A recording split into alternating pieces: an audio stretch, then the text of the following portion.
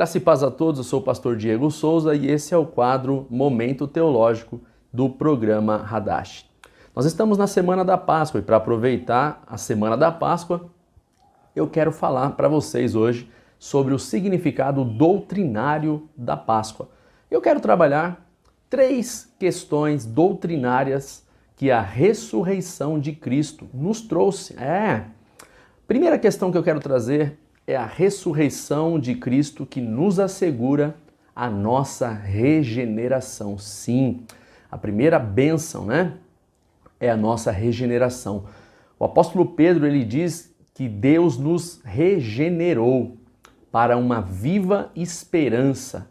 Isso está lá em 1 Pedro capítulo 1, versículo 3. E esta viva esperança, ela acontece mediante a ressurreição de Jesus Cristo. Ou seja, através da ressurreição de Jesus Cristo, ele obteve para nós o poder da ressurreição que vivifica o nosso espírito. Isso é maravilhoso, não é? Ainda nós não recebemos a nossa vida ressurreta, porque o nosso corpo ele está sujeito à fraqueza, está sujeito à doença, está sujeito à morte. Mas o apóstolo Paulo, ele diz que o poder que ressuscitou a Cristo é o mesmo poder que opera em nós e que nos capacita para anunciar o evangelho do Senhor com ousadia e com poder. Então, a primeira questão é a nossa regeneração.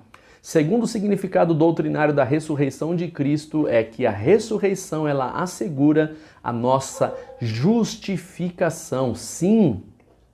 O que é a nossa justificação? É aquela declaração de que nós não somos culpados diante de Deus. Isso é maravilhoso, não é? Receber o perdão através da justificação da graça de Deus. Em Romanos capítulo 4, no versículo de número 25, diz assim que ele foi entregue por causa das transgressões dele? Não, mas por causa das nossas transgressões e que ele ressuscitou para a nossa justificação.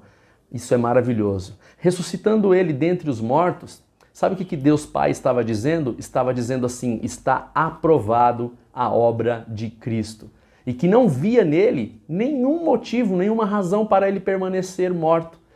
Tudo estava pago, não sobrou nenhuma culpa. Terceira questão doutrinária que a ressurreição de Cristo nos assegura é que nós vamos receber corpos ressurretos e perfeitos. Isso é maravilhoso, né? Esse corpício nosso aí que vive sentindo dores, dor de cabeça, dor nas costas, dor na coluna, tanta dor, fraquezas, estaremos livres disso para a honra e glória do Senhor.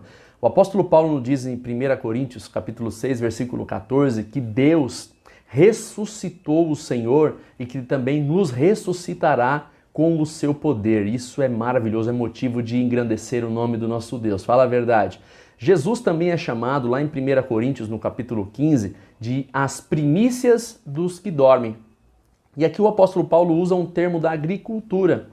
A primícia era justamente os primeiros frutos da lavoura, os primeiros frutos da colheita. Então isso indica que Jesus ele foi o primeiro fruto. E quem são os demais? Eu e você. Então é óbvio, se nós estivermos mortos, quando for o arrebatamento, porque os mortos ressuscitarão primeiro, né? Então, Jesus é a primícia dos que dormem. Pastor, deixa eu fazer uma pergunta para o senhor. Pode falar. Sua pergunta, né? A pergunta que muitos fazem. Assim como Jesus tem as cicatrizes, será que nós também vamos ter as nossas cicatrizes, aquele machucado, aquela queda de bicicleta que eu tive? Não, gente, nós não teremos as nossas cicatrizes, tá? A de Jesus, ela é especial, né? Ela é um lembrete eterno do sofrimento, da morte que ele sofreu por nós, tá? Então o nosso corpo será aperfeiçoado, será incorruptível. O fato de Jesus ter as cicatrizes não significa que nós teremos as nossas, tá bom? Em vez disso, nós estaremos com um corpo glorificado, estaremos curados e seremos perfeitos e sãos para a glória do nosso Senhor. Amém?